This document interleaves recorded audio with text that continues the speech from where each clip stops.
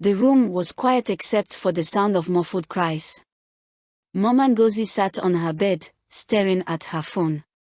It wasn't ringing. It hadn't rung for years, not with the kind of news she longed to hear. No man had ever called to ask about her daughters. Not one. And now, at 39, 37, and 35, they were still unmarried. Professionals, yes. Successful, yes. But single. Mama Ngozi couldn't shake the feeling that something was terribly wrong. It wasn't supposed to be like this. Years ago, when her husband, Chijioke, was alive, life had felt simple and predictable. He was a kind man, strong and hardworking. The two of them had 3 daughters, and for a time, they were a happy family. Then everything changed. 5 years into their marriage, Chijioke announced he was taking a second wife. Her name was Ada, and she was younger, from a neighboring village. "It's not because I don't love you, Ngozi," he'd said. "But I need more children to carry my name." Ngozi didn't argue. What could she say? In their culture, a man taking another wife wasn't unusual, especially if he wanted more sons.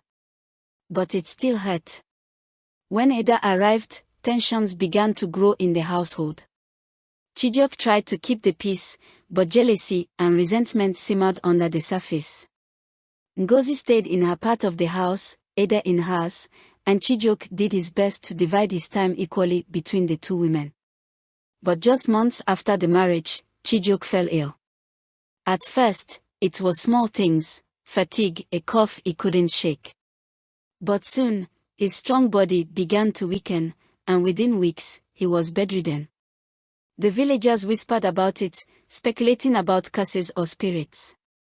Some said it was Ada's fault, others blamed Ngozi. But the truth was, no one knew what was wrong. One rainy morning, Chijioke passed away. The two women were left widows. At his funeral, they stood side by side for the last time, each holding back tears.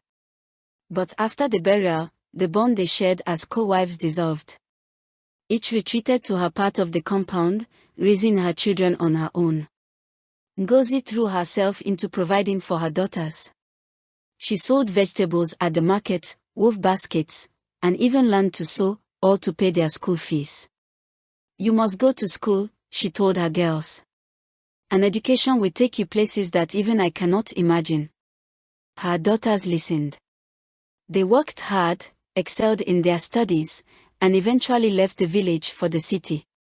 Ada, on the other hand, struggled. She had 4 sons, and keeping them fed and clothed was a daily battle. School was a luxury she couldn't afford. Instead, her boy stayed home, helping her on the farm. The two women barely spoke, except for the occasional argument. But one afternoon, things came to a head. It started as a dispute over a boundary line in the compound. Ada accused Ngozi's children of encroaching on her garden. Ngozi denied it. Voices were raised, insults hurled, until finally, Ada screamed.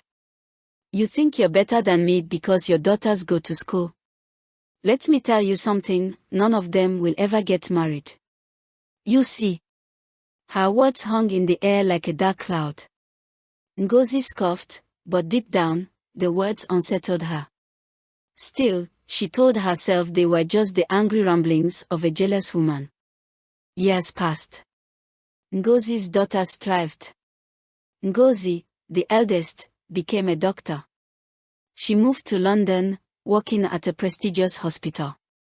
Ifeoma, the second daughter, became an engineer, designing bridges and skyscrapers. Nneka, the youngest, started her own tech company and quickly became one of the top entrepreneurs in her field. But for all their achievements, something was missing. None of them had suitors. Not even casual relationships. At first, Ngozi told herself it was because they were focused on their careers. But as the years rolled by and her daughters entered their late 30s, her unease grew. Each time she asked them about marriage, they brushed her off. "Mama, Not every woman needs a husband, Ngozi said once. Mama, men these days are intimidated by strong women like us, Ifeoma added. But Ngozi wasn't convinced. What about love? Companionship? She knew her daughters were lonely, even if they wouldn't admit it. She began to wonder, was it possible that Ada's curse had taken root? Desperate for answers, Ngozi turned to her pastor. Pastor, my daughters are good girls, she said, her voice trembling. They are hard-working and God-fearing. Why can't they find husbands? The pastor listened carefully, then closed his eyes in prayer. Sister Ngozi, he said finally, the enemy has spoken, but God will silence them. Before this year ends, your daughters will marry. Ngozi clung to his words like a lifeline. A month later, Nneka, the youngest daughter, called home. Mama, something strange happened today, she said. A man came to my office. He's Igbo, from a good family, and he says he wants to meet you. He's serious about marriage. Ngozi couldn't contain her joy. Within weeks, the family traveled back to Lagos for the wedding. At the ceremony, something unexpected happened. Ngozi, the eldest daughter, bumped into an old classmate from secondary school. His name was Emeka, and he was now a widower with 2 young children. I've been searching for someone like you, Ngozi, he said. The two reconnected, and by the end of the month, they were engaged. Meanwhile, at Ngozi's wedding, Ifeoma met one of Emeka's friends, a quiet but kind architect.